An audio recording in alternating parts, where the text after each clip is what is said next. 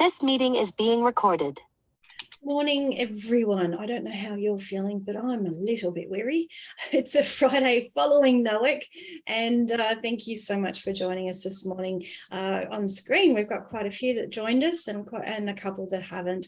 But if you're watching this recording and you joined us, I hope you had a great time.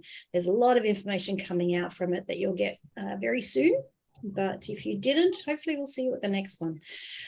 We start by acknowledging the traditional owners of the land in which we all meet today, and I was just so inspired by some of the Aboriginal content that we had at NOEC this week, and just more conversations being had about, you know, how we really build in that content into what we do every day. So let's keep the conversation going. I shared a beautiful video which is talking about the voice of the Indigenous in what we do in Australia this morning on social medias. Please have a look at it and get involved. That was on LinkedIn. If you're not on LinkedIn, jump on there and have a look.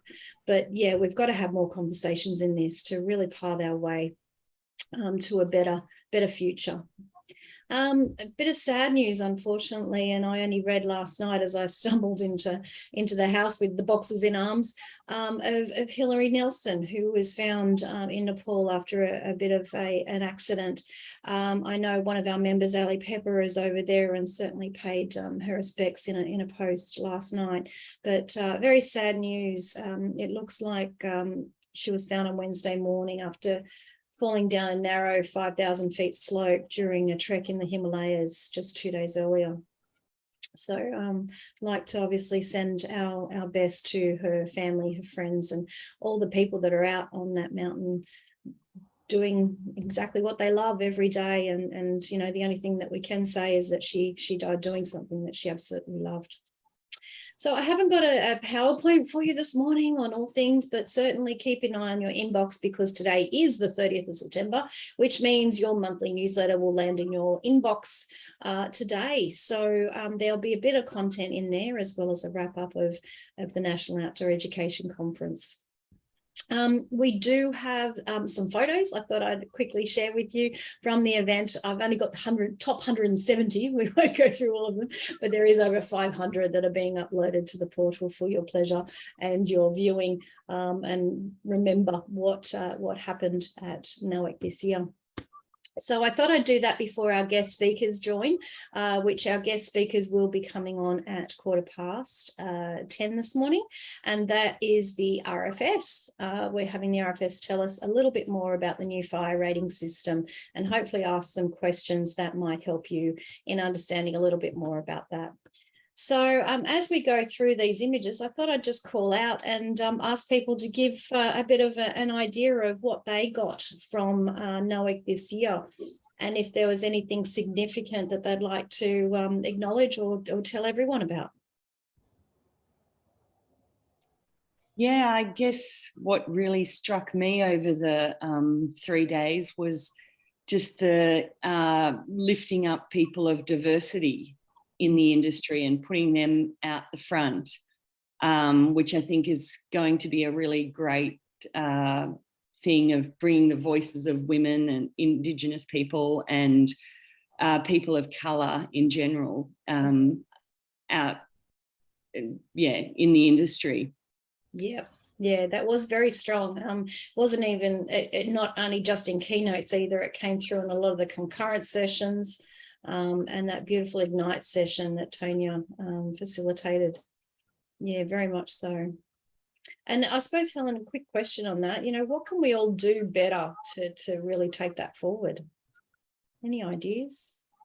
I guess just ensure that there is representation in, for example, boards and just in senior management positions and things like that. Just looking at definitely having that in place in organisations to ensure that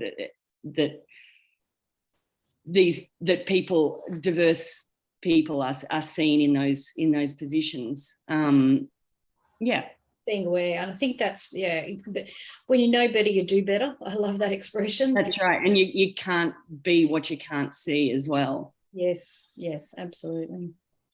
Anyone else?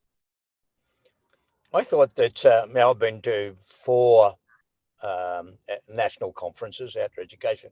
I thought this was the least outdoor educationally, Hmm. in the sense that it, there are a whole diverse range of more diverse people from not as in what we were just talking, but from different sectors of the industry, tour operators and the like, and leaders, and I thought that the presentations and speakers also, it was far more diverse than that normal, much more formal outdoor education. So I think I personally went away with more from this particular conference than I have from any of the previous ones. And I think that will attract a more diverse group in the future. Yeah, okay. And I suppose on that, I'm hearing that you're seeing that as a positive. I don't want to detract that it is the National Outdoor Education Conference, but is that something that we need to continue? I'd like some. Look, I think what we got to do is see what the audience wants, of course. In feedback and other types of things. I might add that, to take on the extra from your other question and what Helen just said. To me, managing diversity, ensuring that we're good at what we do there, that should be a function of leadership right across the industry, and comes back to that training our leaders at all levels, in leadership, which is dotting all those I's and crossing the T's, rather than just running a good, safe adventure. So I think, it all focuses back on our leaders and improving that capacity within the industry. Yes, absolutely. And for those that didn't attend, we didn't all wear sailors' hats all the time. It wasn't something that was a prerequisite. Dom, have you got any thoughts? Yeah, I mean, you can never disagree with Helen and David on those points, or ever. But I think one of the key things, there was more diversity in the room. I've been to a couple of National Outdoor Ed conferences. I think the diversity in the audience has to be reflected in the program, and the focus just in talking. I went to a couple of talks about play and outdoor play especially, and that's important. I think it needs to be in the mix. And the one thing I did, it was certainly, I think, partly because trying to pack so much more into the program, it was hectic. I thought, like, it was full on. I don't know how you guys did it. I really don't know how the team kept it all rolling through. But yeah, I think, and one thing I probably would say to for the next conference is actually schedule in some free time, schedule in some breaks in the program. I'm hoping it wouldn't be looked at as, oh, we didn't have a speaker for this session, so you can all just catch up and have a talk. Fill in the gaps, guys. Fill in the gaps. Yeah. And I think maybe we need to slot in some gaps, but I completely agree as far as increasing some aspects of it. I still like, honestly, I know we like don't want to think about negatives, but I don't think I saw too many people with an obvious disability or a visible disability in the group. And we talked a little about that, but that was another thing that I think maybe needs to be considered for future as well. But really, it was a great few days. It really was. And I think the energy that was in those rooms, it was amazing. It really was. So yeah, I thought it was a really big thumbs up from me. So yeah, and certainly, we as the host state this year had a huge advantage in the fact that you guys hadn't seen each other for such a long time. So it was taking advantage of that a little bit, particularly with the video and that engagement level. We're really lucky on that, but. You did right, Dom. It was jam-packed. It was a tall ask, and as Nic would attest, I was a bit hard on the volunteers on keeping them to time. They had strict instructions, didn't you, Nic? No, it was pretty good. Everyone was pretty good with sticking to the time. We didn't have to be too strict. Awesome. Very good. Any other comments from anyone? Otherwise, I'll just keep flicking through. I'd like to add something to what Dom just said about the wheelchair physical disability thing. If it might be that if we want to attract a particular audience, and that's an example, there are others, that we make sure that we have a high-profile speaker from that area. A well-known, high-profile, disabled, not athlete, but outdoor adventurer person. Could then attract attract an audience for that. Yes. And there might be other examples of how we can improve diversity by include. We did that quite well, I thought, with the number of First Nations things we did. This is your chance, Laurie. Now you can just give feedback to the next conference organisers. You don't have to do the work. So, let's aim high. Kurt Fernley's just been announced as the chair of the NDIA. I saw that. Yeah. He's done Kokoda. Yeah. He's an outdoors person as well as being an athlete. Let's aim high. I like that option, Dave. You just make it happen, mate. Well, it is in his state next time. That's what I mean. Yeah. Fabulous. Well, no, I'm part of New South Wales. He's a member of us, but lives in Victoria. That's the only part of it. Awesome stuff. That's great, guys. Well, thank you for providing that feedback. And certainly as we wrap up the event, we will be handing over the baton to Victoria, but we'll do so obviously with partnerships in mind and support them in that journey of improvement and make sure that they do take these options forward. But look forward to all of those images as you saw. That's only 170 of them just there. So there's a lot more to come. And hi, Danny, how you going? Good. You're just on mute. Sorry, am I on? Yep, you're right now. We can hear you. Can you hear me now? I can. Welcome to our Friday forum. Thanks for joining us. Oh, it's nice to be here. Awesome. We've got quite a mix on screen. Some interstate, some just New South Wales, but we all sort of operate in the outdoors as we discussed. So really appreciate you giving us a bit of an update on the new fire rating system, because it's one thing. And we've also got a couple of people from our risk management team, which we've got a subcommittee really focused in on risk management and incident response, and weather is a big topic that we're always watching. And just for your feedback, because I haven't caught up with you since the conference happened this week, but certainly climate change was a big discussion point over the course of the conference, and what we've got to keep in mind when it comes to our activities. So perfectly. So can I just to get a bit of background to make sure we tailor the presentation appropriately? Sure. Yeah. What sort of I know you're the CEO, but what sort of in your remit of work? Like wonderful, great question. So Dom's my equivalent in Queensland. He's on screen as well. Hi, Dom. So Dom and myself really look at different pillars of activity in the outdoors. We've got recreation, education. So a lot of the school camps, the Duke of Edinburgh type of activity, as well as leadership camps. And then we also look at adventure tourism.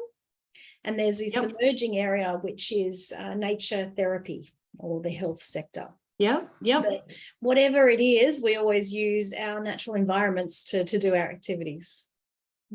Yeah, okay. And do you work with national parks a lot? Very much so, yes. Dom works with his counterpart, and I work with national parks quite closely on access, licensing, a lot of the areas that are associated with regulation and policy around their use. Okay, well, that sounds like it's really relevant. National Parks has been one of our key partner agencies, as well as Forestry Corporation and Fire and Rescue New South Wales. And I've also recently been talking to Reflections Holiday Park. So when we started this project, I mean, maybe I've got a presentation. Maybe I should just pull that up before I start talking. I will give you. I haven't used Zoom for a while because we usually use Teams. So no problem. Excuse me if I just remember how to share my screen. While you're doing that, Danny, I thought quickly run around, just introduce people and where they're from. It might help you as well. Dave, do you want to start, because you're on my top side of the screen? if he gets himself off mute. Laurie, Dave just reminded me of the joke I forgot to do when I did my presentation. I was just going to sit there and flap my gums on Wednesday and then say, wait for someone to say, sorry, you're on mute, mate. But I forgot to do it. Oh, that would have been great, Tom. Yeah. Now he's off mute. Hey, my name's David Chitty. I run a small adventure company down in northeast Victoria. Nice. But we do education, tourism, a range of things. But I'm also on Outdoors New South Wales Incident Response and Risk Management Committee, and I'm a member of both Outdoors New South Wales and Outdoors Queensland. So I see that. Yeah, the more national picture is very key to me, I guess. And severe weather and bushfire risk management is a key part of the whole outdoor industry's responsibility and of course our duty of care. Yep. Dom, you probably introduced yourself, but do you want to say anything else? You're next on my screen. I'm Laurie's equivalent in Queensland. And Laurie's also with me on this. I'm also the president of the Outdoor Council of Australia, and Laurie's the treasurer of that organisation as well. So that's like the national peak body for all different outdoor activities as well. And the key bit that Laurie touched on before, in relation to all of our different organisations, it's actually just we use the outdoors for different activities for different purposes. And but the key glue, I guess, is the fact that it's about how people get outdoors and get out there responsibly and come back. So yeah, that's really important. Absolutely. Nic, you're next on my screen. Do you want to quickly introduce yourself? Hey, how are you? I'm Nic. So I'm in the process of starting like a labour hire kind of style model for the outdoor recreation. So worked a bit in outdoor recreation and saw there was a bit of a need. So just in the early stages of that, in New South Wales, and love to build on everyone's knowledge and get as much as I can to help that. Awesome. Thanks, Nic. Helen? Yeah, hi. I'm Helen and I run a small business called Primal Adventures. I also work as a project manager for Outdoors New South Wales and the ACT, and I'm doing some research with Western Sydney Uni on wellbeing impacts on a girls' outdoor and experiential education program. So I've got a foot in many camps, and have, I guess, the impacts of fire have had a huge impact on the industry over the last few years, and just sort of disasters in general. And it's great to see that there's this system's being rolled out to have, a better understanding of what all the warnings mean. So thank you. Yeah. I can see Nicholas there. Welcome. Kirsten, did you want to quickly introduce yourself? Sure. Hi, I'm Kirsten from Bushwalking New South Wales, which is a peak body for recreational bushwalkers in the state. And our members are bushwalking clubs. There's 70 of them and there's over 11,000 members.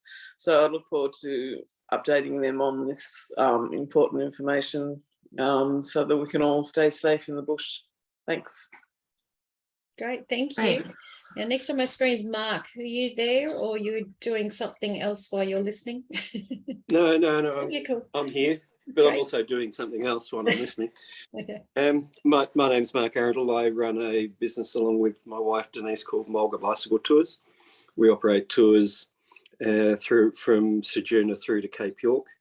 So all states, South Australia, Victoria, New South Wales. We're based in the ACT and into Queensland.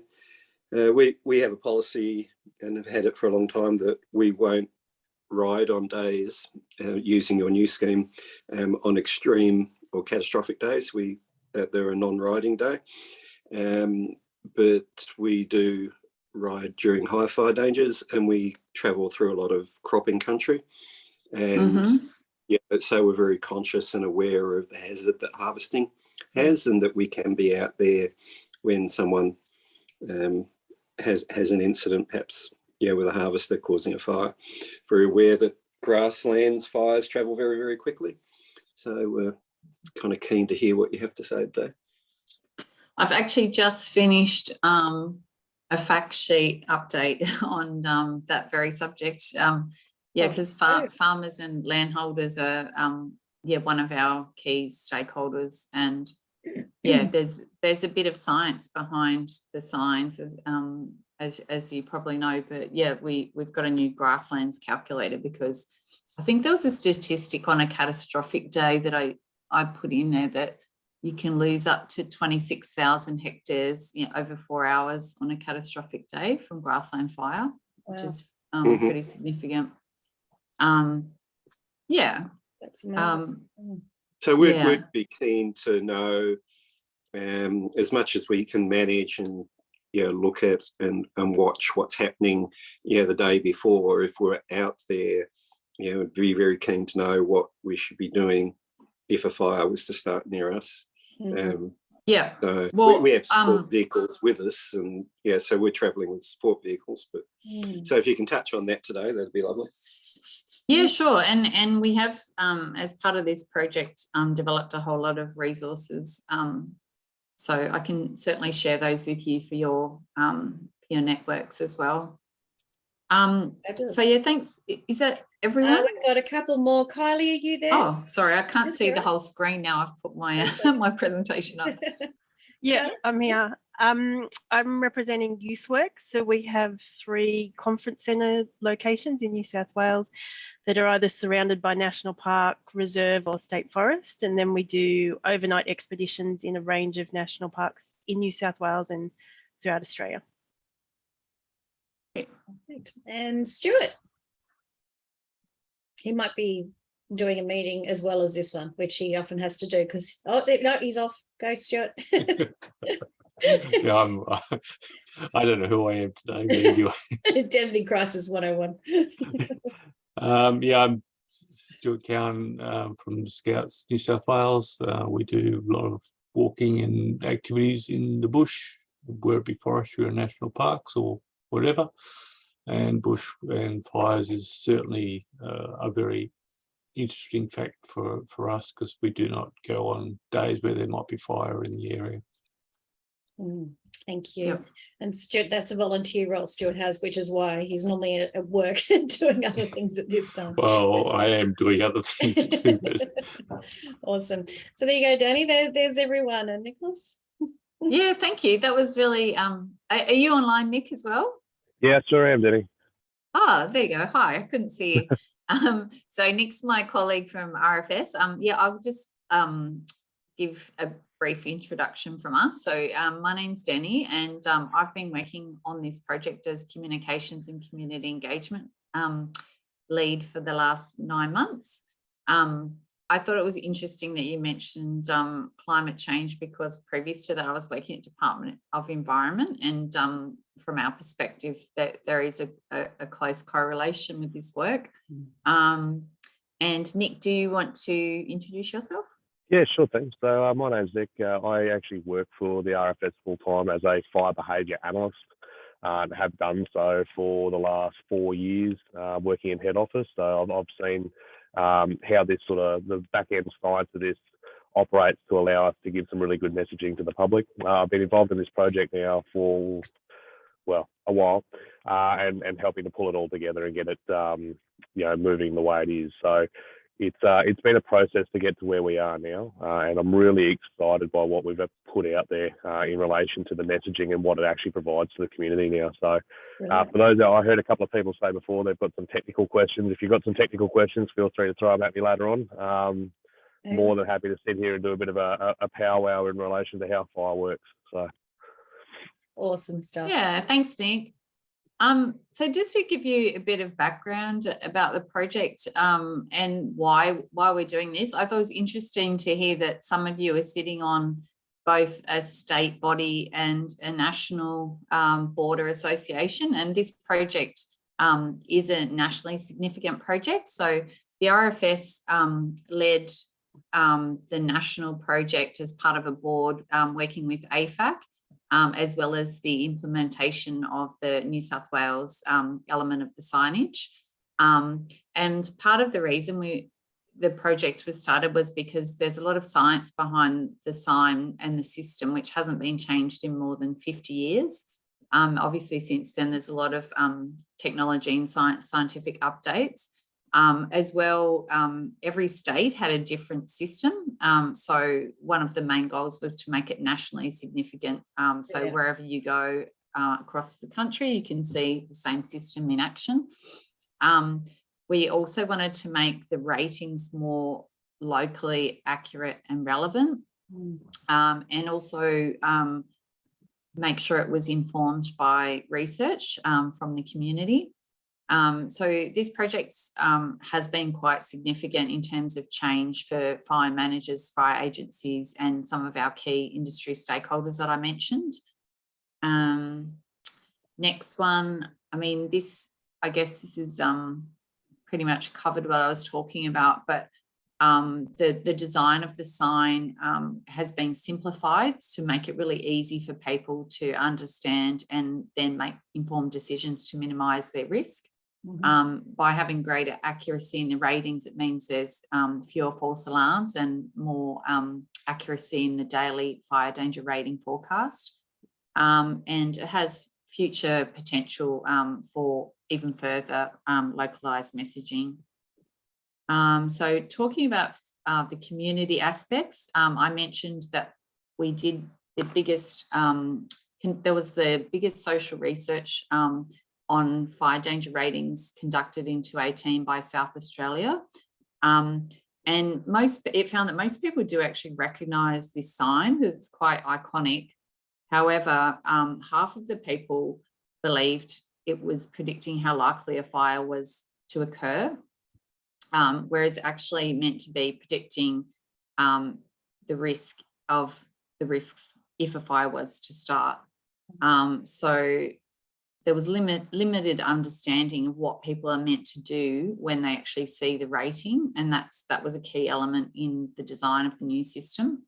So I'll just take you from here. I'm just going to minimise my screen. So you can see the difference between the old sign and the new sign here.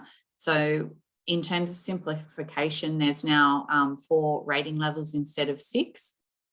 Where they also highlighted you'll see around the edge, there's the black banner highlighting the rating names, and just a clear sign at the top, just mentioning that it is actually about your fire risk for today.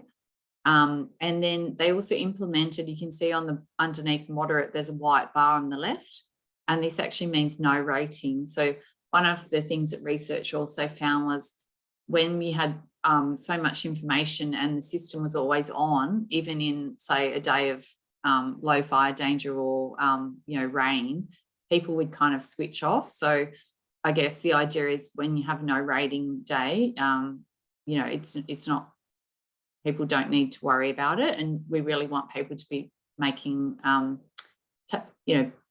I guess focusing more on the extreme catastrophic actions. And you'll see underneath the message boards there, so we want the community messaging to be a key focus, and that's what we've done through this launch period. The other elements that are optional, which we're looking at for the electronic signage, is having a timestamp and a date or a date stamp. And that was because with the old manual signs, some people said that they weren't confident that they're actually updated today, especially if they're in the middle of nowhere. They weren't sure that the signs had been changed and were current. So with this new design, we couldn't actually fit all of these things on there, but we're looking into that for the electronic versions. And talking about the community messaging, this messaging table was signed off by all of the national board around Australia. So we've got these key messages for the 4 levels. So it's plan, prepare for moderate, be ready to act for high, take action now to protect your life and property for extreme, and for your survival, leave bushfire risk areas for catastrophic. And it's got some very clear messages of what action people need to be taking when they see these. So just to explain, what actions are required. And these, as I mentioned, we've got a whole lot of resources that have all of these messaging on our fact sheets and things like that. So I'm happy to share that with you afterwards. Nic, did you want to talk about the science? I think I will talk about the science. So, team, just to give you a bit of a background, Denne did touch on it before. So the science that informed our previous fire danger ratings was done by a bloke called MacArthur many moons ago, and is over 50 years old now. It was a really great system for measuring fire and how fire operates and moves through the landscape. The biggest problem that it had is that it characterised Australia into two broad vegetation communities, one being forest, the other being grass. It had sort of a few tweaks and tips that fire behaviour analysts used to use to combine those two to come up with a better result. However, what the AFDRS sought to do was seek to give us a more granular scale. You've all from the outdoors, so you'd know that forest and grassland does not necessarily characterise our landscape very well anymore, and never has, to be perfectly honest. So what the AFDRS did was they've broken the country up into 1.5 kilometre grid squares, and then characterised that with the predominant fuel type in that grid square, based on 8 different vegetation communities, that being forest, grassland, grassy woodland, spinifex, shrubland, mallee heath, button grass, pine, and broadly there's a 9th option being the non-combustible option, so townships. Each of these have a sub-community. So, grassland has different sub-communities within that to model different grass types, but it's the predominant community in there. It's really important for us, and why this has happened is that we have different fire behaviour models now for each different vegetation type, making it more accurate on how we actually predict fire moving through the landscape. Next slide, please, Denne. So here you go. Oh, you want to talk about that one? Sorry. Oh yeah, no, just quickly. So these are the models that are used. They've all been developed by CSIRO and to come up with. Dom, you got a question? Oh yeah, if you don't mind, Nic. Yeah, I just want to know, like, who actually mapped it? Like, is it done at local level as well as by the authorities? Like, is there input? I know you said they broke it down to the grid size. Yeah. Are you just coming to that? Sorry. No. That's a really great question. That's a really good question. I don't think I've delivered this presentation a number of times, and I haven't actually got the question on who did this and why. So that's a good one. So it's a number of things. So first of all, satellite data. So we get what's called satellite curing data and grassland data from our partners with the Australian space agencies. And we partner with some other agencies as well to get that data. So satellite data is one of the things that informed it. The second thing we have is we've got in each jurisdiction what's called a fuel state observer. And those fuel state observers will actually go out and they do a number of things for us. They map the vegetation type. And then what they also do is they do some fuel loading assessments for us as well. So that allows us to go, okay, whilst it's a forest, what sort of fuel have we got in there? Is it 10 tonnes per hectare because it's been recently burned, or it's more into dispersed, or is it 25 tonnes a hectare? We're looking at the Kringai interface here where we're 30 to 40 tonnes a hectare of just fuel, you know what I mean? So that's the second thing. And then generally historic observations as well that we've been pulled out. So they're the 3 broad brushes to why we got here. And why they chose 1.5 kilometre grids is because it was probably the best granular scale to get it down to. What you'll find is that each 1.5 kilometre grid won't all be pine or won't all be forest, but it's the predominant vegetation type in there. It's been really handy for us for predicting stuff. Now, answer your question, Don? Beauty. All right. This is a good one. So why the changes and how does this relate to our decision making and how it should relate to your decision making as well? So what we've done, I think people will understand, we used to have a FDI, so a fire danger index, and that went from 1 to 100. What we've done now is gone FBI, so a fire behaviour index. And what this has done, it takes a number of inputs, and these being fire intensity, flame height, rates of spread and spotting potential, and it spits out a number on an index that we've got here. So if we look at this index here, whilst we have a no rating component of the signage, it's really important to understand that it doesn't mean there's no fire risk. It's just that we're not producing a rating for that area. So index between 0 to 5, generally fires can occur, but are likely to self-extinguish. And then, you can already see the fluffy language there of likely to self-extinguish. So there is still risk. Between 6 and 11 is our ideal conditions for prescribed burning. So we're looking at fires are likely to be mostly self-sustaining, but we're talking the low and slow cultural burns and mosaic burns at that point in time. So it's great for us. And then we move to moderate. So a rating of 12 to 23. Fires are typically suppressed with offensive fire strategies. So it's wet stuff on the red stuff. So, fire trucks doing what they do best. And offensive fire management strategies. So this is where we can really get on top of things. We start changing tack when we hit high.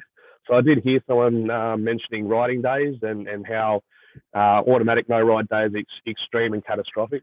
But it's also really important to understand the risk at high as well. For us as firefighters, we're now focusing on defensive suppression strategies because offensive fire management strategies won't work at this point in time. So we're starting to cede ground to the fire. And we're transitioning to medium distance spotting. So if you're out and about doing rides and the like, the biggest risk for you isn't the actual fire or fire front, it's where that thing's going to spot ahead of you and potentially trap your escape routes. So it's always important to understand from that perspective where the wind's coming from and how far this is likely to get in front of you. And if you're in a position to be able to outrun it or move to a safer area. Moving into extreme, sorry. Just quickly, moving into extreme, this is where we're getting the increased likelihood of community loss and significant consequence. So extreme, obviously, we've chosen that language to be very firm in how it sits. And then catastrophic is where the high probability of loss of life. So what you can see here is that, and the key takeaway for this is, we use this as a decision-making tool for us. And I don't see how it can't be used as a decision-making tool for those in your organisation as well. There's key triggers and drivers there, which I'm happy to discuss later as well. Next slide, please. Okay. Thanks, Annie. So yeah, obviously this has been a significant project across a number of levels, but some of the key elements to the project, like pre and post rollout. So our goal was to have every sign updated in New South Wales by 1st of September, which was traditionally the start of the bushfire period. That changed this year. It was delayed a bit because of the wet weather that we've been having, but we still managed to get all of our signage changed, as well as launch our public awareness education campaign. And there was a significant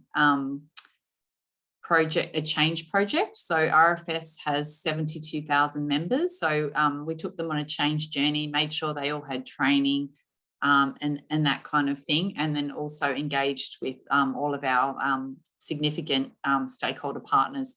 So some of the key elements to that were actually designing the sign based on the research and the science.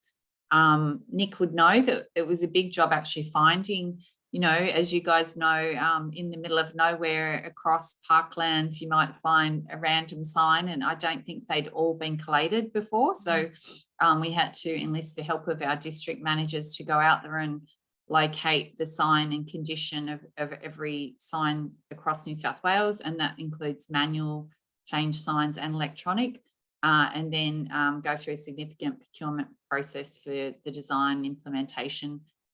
We, as I mentioned before, delivered a national television campaign, which I'll show you a clip of a bit later, and we developed quite a number of resources, both community facing and partner facing. So that includes fact sheets, posters, social media tiles, talking points, and the media release. And with system changes, there's quite a lot of behind the scenes doctrine and electronic updates that need to happen, as well as policy and documents. And then for our brigades, it was important for us to empower them to be able to talk to their communities about this project. And obviously they're the front-facing element of the RFS. So we have a big annual Get Ready weekend, which happened on the 17th of September. And that was the first time brigades were talking to their community about it. In case this is relevant, I'll just skip over a few things, but some of the presentations we did were at the emergency managers forums for national parks and wildlife. There was one in Lura, fire and rescue. We've briefed health, transport, education. A lot of the bushfire analysts really needed to get into the deep scientific changes to really get across that. So we worked really closely with our bushfire analysts and the scientists who have worked for years on updating all of this FBI information. And then we conducted 9 pre-season briefings, which primarily focused on emergency managers, but also a lot of associations and councils attended across New South Wales. And then we've also done quite a few ag events. There was a big one at Henty recently, and ag prep in Gunnedah. So that's an ongoing piece of work. Here you can see the national campaign, as I mentioned, that launched on 4th of September. It was a series of TV commercials, radio and outdoor executions. I'm not sure if you've seen this, but the key was to use the tagline, know the changes they could save your life. And that focuses on people really understanding what they should do if there was a fire at each of these levels. So this is the national campaign. I'll try and play this, but I'm not sure if it's going to work through. I haven't done it through Zoom before. Can you let me know if you can hear the video audio on this?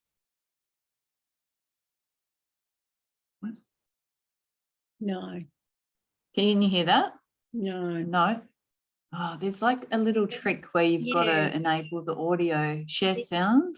Yeah, share sound. Yep. Let me try that. We've seen what fire That's it. can do. Tonight, bushfires unleash their fury across the country. So we've used our knowledge to change the fire danger rating system. It's now simpler and clearer, and it could save your life. Each level shows how dangerous a bushfire could be and comes with clear actions to take.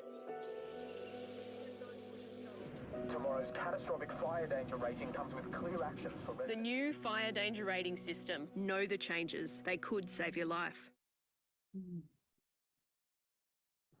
Thank you. I'll just take that off again.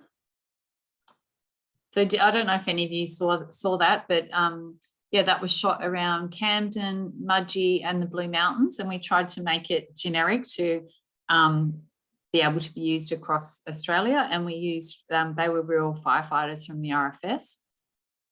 So yeah, that was quite good. And we've got a campaign coming next year, so we'll be looking at the community research feedback on how successful that campaign was once it's been running for a while, and then if we need to make some tweaks to our approach, we can do that next year. I don't know how relevant this is to all of you, but you know, we've had to work on operational implications. Did you want to talk to this slide, Nick? Yeah, sure. So for us, operational implications are huge. It's not as simple as changing a sign in the middle of nowhere that is forward facing for the community. There are a lot of trigger points that sit behind how we do business and how we, you know, communicate our emergency warnings and emergency alerts, which is probably the most important thing for you guys. And so what we've had to do is we've gone through a period of change where all these documents are now updated. So I suppose we've done case studies with our people to indicate, you know, what this sort of means to them. And I suppose what it means to you is that with the new system, there's less false alarms, I think is the big key. So you've got a little bit more fidelity in your outdoor activities now. So if we're messaging you and saying, look, it's potentially a bad day, you can have fairly good confidence that it's a bad day. And if a fire was to kick off under those conditions, it's going to be quite substantial. And then, you know, our response arrangements are going to be, you know, our weighted response will be quite high. So it's now looking at how does that inform what you guys do moving forward?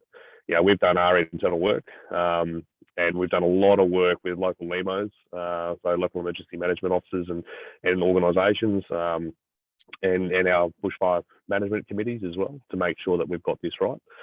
So I suppose you can have confidence in, what the messaging that we're providing out to you is the critical thing from this. Yeah, and also, like, we you would be surprised at how many little random places that fire danger ratings are mentioned, and including, like, if you have got websites where you guys publish the fire danger ratings, we have to try and encourage everyone to make sure they've updated it, and if you need graphics, to replace current information, then RFS is also happy to help with that. So I can share our comms team email address at the end of this, and if that's something that you guys are interested in. Dom, you've got a question? Yeah, Nick, it was probably more a comment. Interesting you said that about fewer false alarms. I think that's a really important message that we probably need to help get out there, because there probably has been a bit of a level of cynicism with some outdoor operators in the past, where that side of things. The other one that's interesting is, I think you had it on that previous slide, a bit about the changes to the prescribed burning conditions. And that's going to be important too, because often some of our programs for our operators can't take place because there's prescribed burns going on. So understanding when those conditions are actually going to be right for prescribed burns, particularly if that's changing a little bit into that category you mentioned before, I think it was the 6 to 11 area.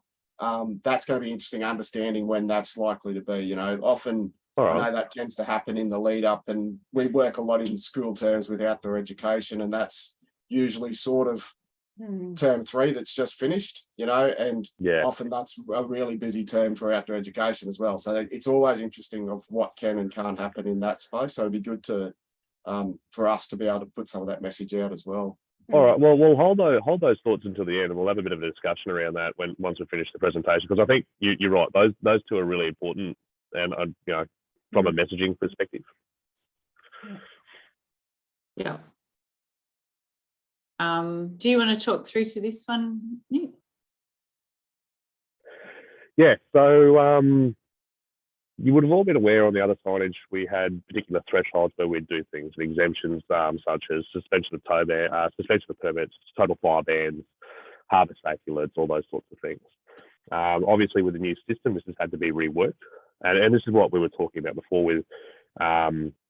Because the system has been reworked, because there is more fidelity in the data, because there is more fidelity in the vegetation mapping now, we've been able to put some pretty good thresholds now around, total fire ban, for example, which is probably the one that's going to affect you the most, I think. So what happens now, it looks different because we're saying that when we move from high into extreme, that's when the total fire ban, comes in force at an FBI threshold of 50. But what we're saying is that because the science has changed and because the way we're messaging it has changed, it's a very similar condition, but it's actually driving the false alarms for total fire bans down, if that makes sense to everyone. It says here, similar conditions compared to the old system, but it is greater fidelity in the system. So next slide, please, Denny. Yeah. Oh, signage, the topic that's near and dear to my heart, and the gift that keeps giving. I'm with you on that one, Nick. This has been a process. I'm older and grayer for it. However, the messaging out to the community is a lot better now. We started this process not knowing where a lot of these signs were, because it's a tribal thing. People put these things in for their own needs, and I've seen the weird, the wacky, and the wonderful. I think up in the Blue Mountains was the best example. They had a fire danger shingle, where it was literally a shingle where they'd go and replace the shingle on different fire danger days, color coded, of course, which was lovely. And the ingenuity of our people in our organisation and in other departments was on show for this whole project, right? But what we've found is that we've got, we probably need to update this one a little bit, is we've got about 560 total sites remediated now. and we've found more. You know, what's happened is, you know, there are more signs out there in the landscape that need remediation. And so there's a lot of work to still be done. We got, you know, I think we got the 520 in the ground before September 1, so we hit our metric there, and we're starting to go through a process of eliminating the others out there. So if you know of any others of the old signs that are out there, please let us know, and we'll have to get those removed. The next steps for us is we're obviously going through and getting the signs that were missed off the first round. So we're calling this phase 2 of the operation, where we'll go through, we'll remediate those sites, and we're going to help some of the other districts that are out there, because they had a lot of the signs from 20 years ago that were in fantastic spots 20 years ago. But, you know, bypasses and the like have made those signs now defunct, so we had to rip those out of the ground, and we've got to put new ones in new locations. So expect to see these crop up more and more. Electronic signage, we're going through a process now of coming up with some solutions, like innovative and sustainable solutions for this moving forward. We're not quite there with a solution yet. We've still got to go out to a market. We've got some broad brush design ideas about what we want this to achieve. You know, we want it to be sustainable. We want it to be low power, low cost, but we also want it to be centrally managed. So it's going to be a process over time. Unfortunately, what this means is that the current suite of electronic signs that are out there have been covered up with our fire danger ratings have changed decibel or cover. These have been a bit hit and miss. Some of them have fallen off, unfortunately, because they are only double-sided taped on, because it was the only solution we had for it. So we've had to come back with a new solution, which is coming back in place as of Monday. So that should be solved. And we've got 31 of those sites that we deemed as critical, which we went out and we put a VMS trailer in front of them straight away, because we know that those areas are pretty important moving into the bushfire danger period. But yeah, so that's where we're at with signage. It is still a bit of a process moving forward, but we're getting there. You sound a bit scarred, Nic. That was Nic's key role recently, I think. Dealing with brown and white signs, I sympathise with you and empathise with you, because I've had very similar experiences. I think the biggest problem was getting the initial data right, because you'd have all these signs out there, and I think what's happened and why some of the signs were missed is that people have driven past them going, they definitely know about that one. It's in a high traffic area. I won't report it. And then after September 1 rolls around, they've driven past and gone, oh shit, I should probably tell someone about that now. No one's changed it. So, you know.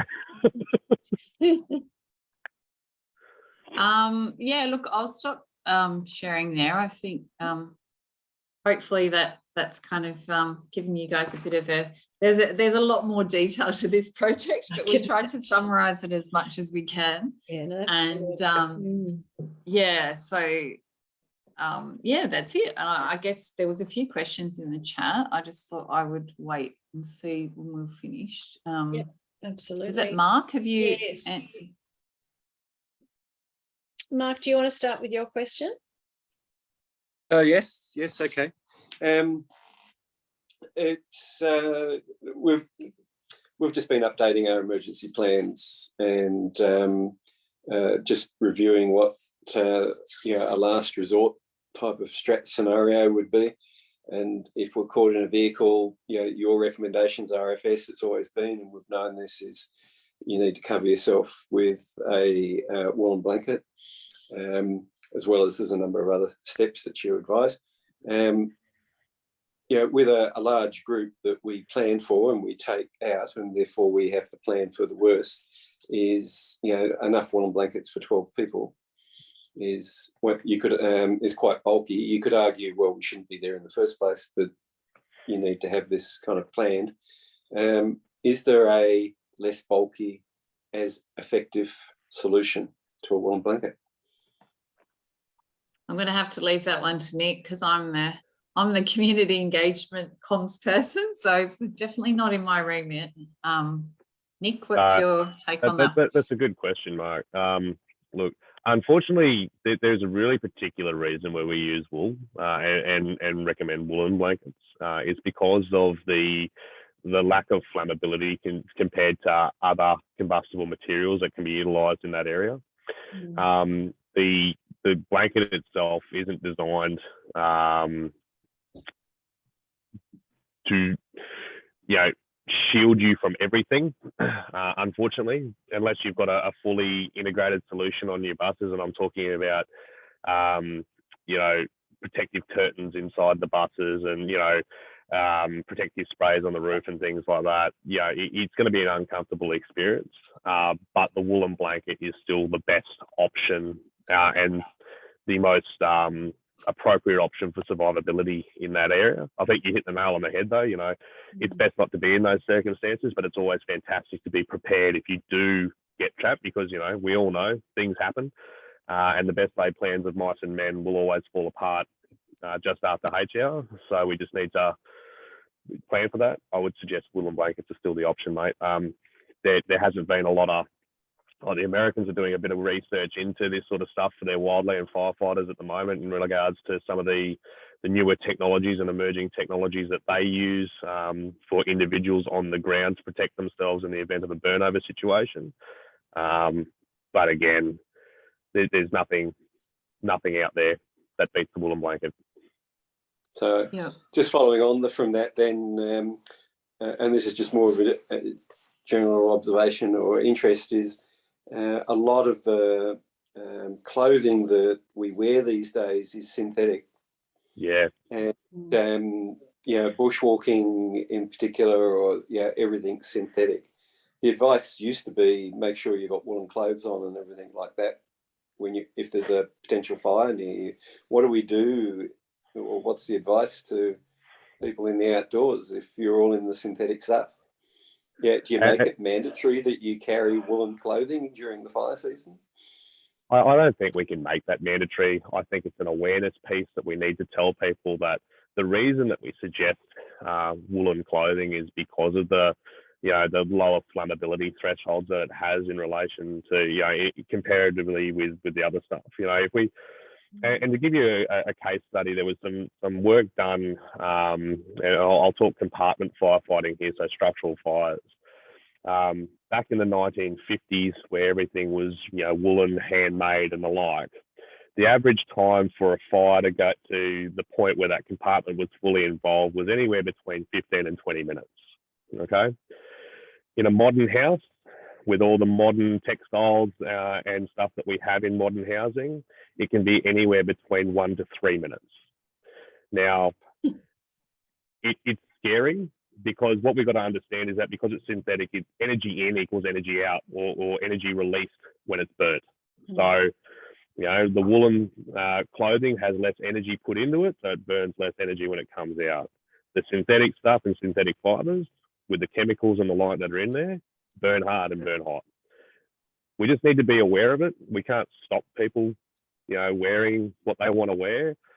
It's just a recommendation piece, team. And as long as everyone has the recommendation and they understand why we make the recommendation, then I feel as though that's all we can really do. It's a personal choice, right? We can't make personal choices for people. Thanks, Nick. And all good, mate. Sorry. And there was another one from David. That's this. Yes, you're David. David. That The David. spare Dave's not here today. Oh, okay, that's all right. Yeah, well, big David. Yeah. Okay, two things there. I'm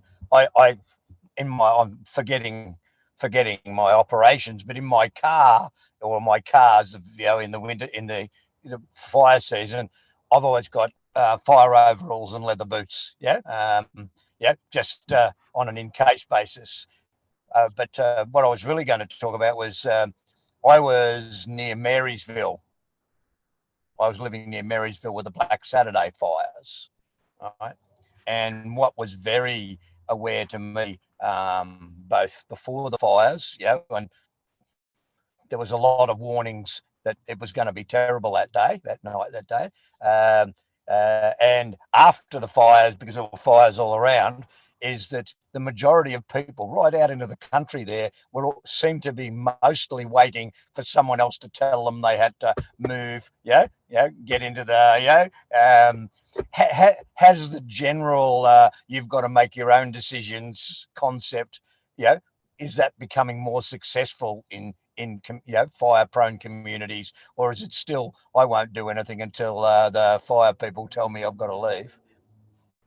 Well, I think personally, I mean, this campaign's only been going for like less than 4 weeks. So I guess that's what we want to test with social research. But I think that's why they're really pushing this community message so that people are really clear. And Nic, correct me if I'm wrong, the ratings come out each day, but I believe we're doing 4-day forecasts as well now. Is that part of the BOM work? Yeah. So we have, we've always had a 4-day ratings forecast. It's just we can solidify it a lot better now. And I think the intent is to have that 4-day forecast up on the BOM website so everyone can go and view it. It won't be part of the ratings package that we release, but it's still available to be viewed. I suppose to answer your question, David, I work with an extremely challenging community on the Turramurra interface. It's my local brigade area, and we have a community right on the edge there that firmly believe that people are going to come and evacuate them in the event of a fire. And it's still a case of we have to continue the conversation with people that there's not a red truck for every house. And that's still something that gets gasps when we're at community events, when I turn around and tell people it's like, we can't put a truck in every house. There's not going to be a firefighter there to tell you to leave. You have to listen to the messaging and make decisions. And I think to Denny's point, this new messaging system that we have and the clear and defined messages as part of this fire danger are going to make it a lot easier to say and a lot more simpler for people to understand. There are really some firm action statements there. Plan and prepare.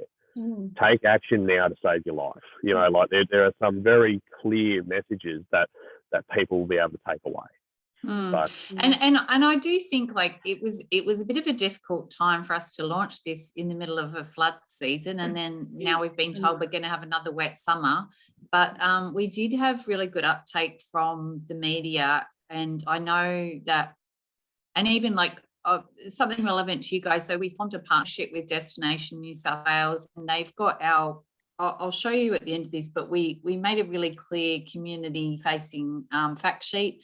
It has all the supporting messages for each level, and even to understand what fire danger ratings are, to get rid of any misconceptions. And we've got that fact sheet in every 122 destination visitor information centres across New South Wales, and then national parks are also interested. So we've got it into all of their 22 visitor information centres now. And we've got a package of, it's just a PDF, a toolkit, but you can download an A3 poster. We've also got the fact sheet translated into 12 languages, and we're working with Multicultural New South Wales and SBS. SBS just published a Settlers Guide. So, we want to educate multicultural communities who or visitors to New South Wales who don't speak English, to make sure that they're aware what they should do when they go into bushfire risk areas.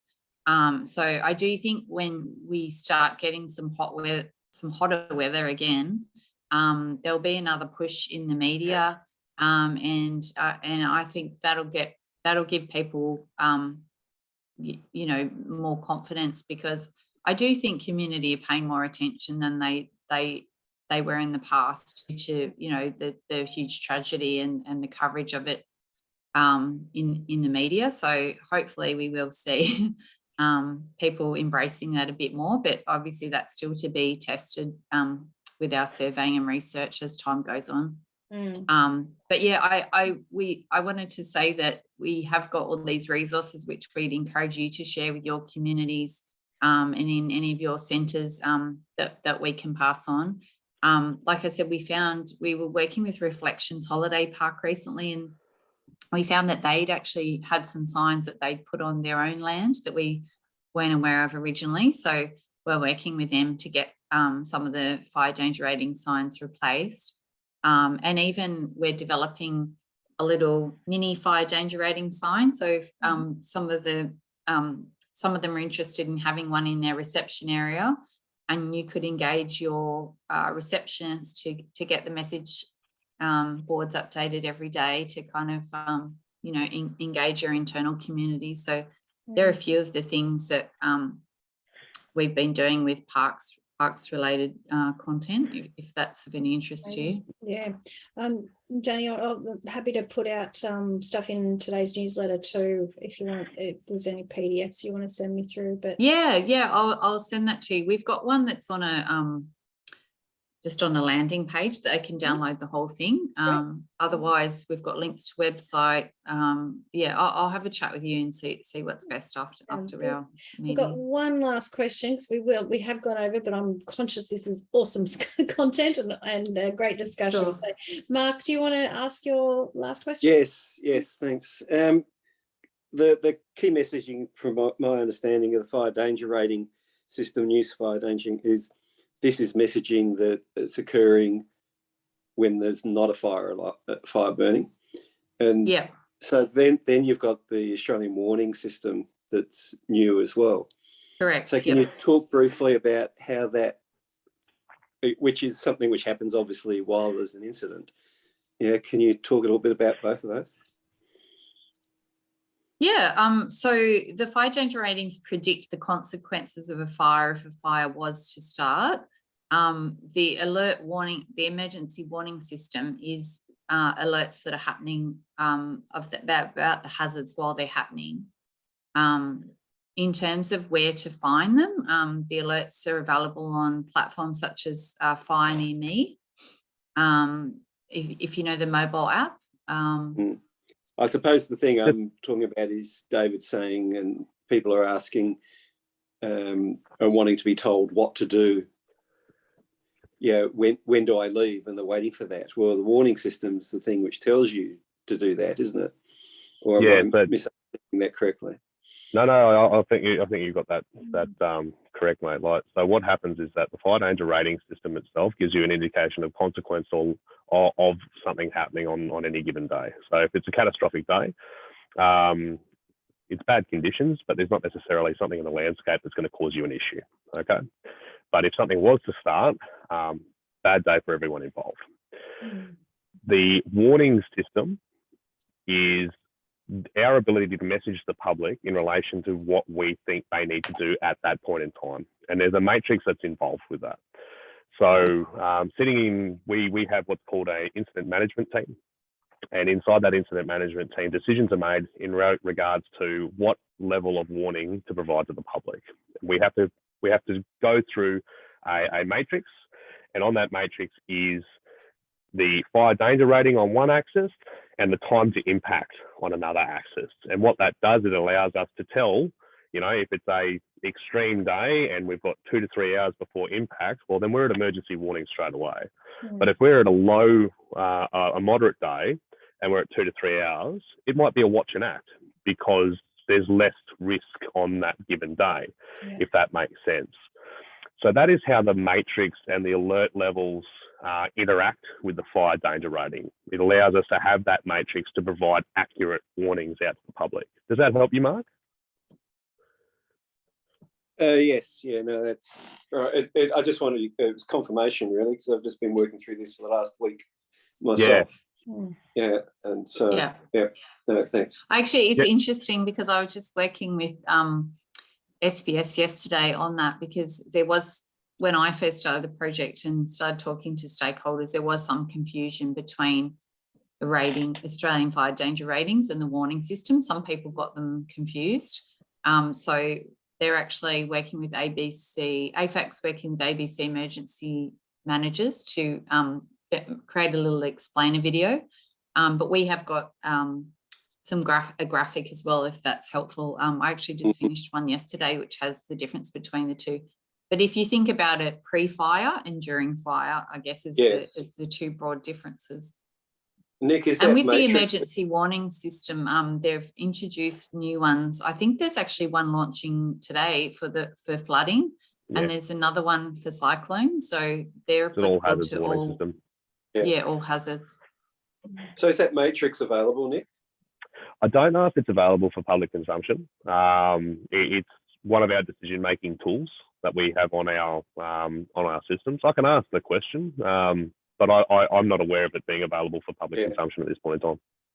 No, just the way that you describe the difference between high and extreme, and that makes it easier to understand too. So and it's one of those things that once you've had a look at and I certainly, when I first came into this job many moons ago, I got a better understanding about how fire danger ratings and emergency alerts interacted with each other once I saw the matrix, because I was able to go, okay, well, it's a moderate day and we've got 6 hours to impact, so the matrix is telling me that's an advice level fire at this point in time because the risk is lower, and then it scales, right?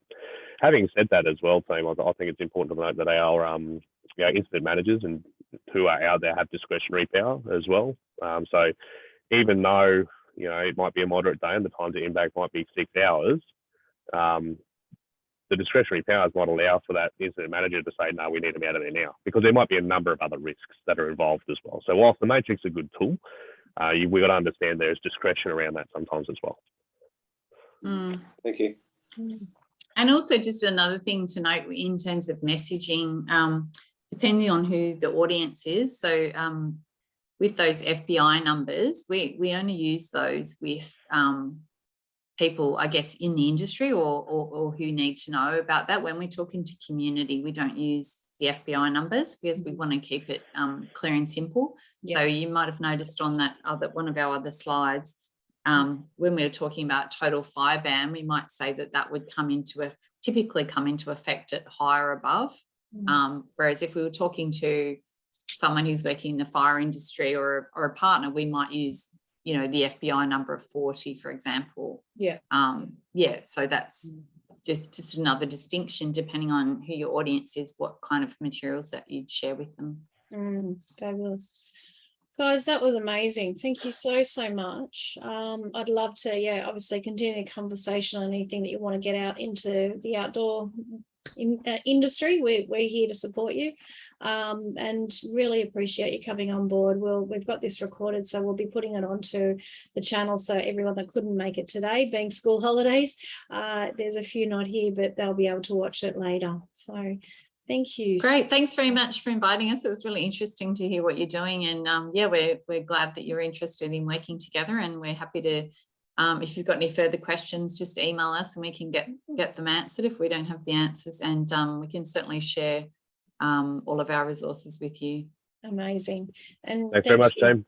Great. All righty. Take care, everyone. Thank you. And that's another Connect and Share for another week. So we'll end it there, and thanks everyone for being here. We'll see you next week. Thanks. Thanks, guys. See you all.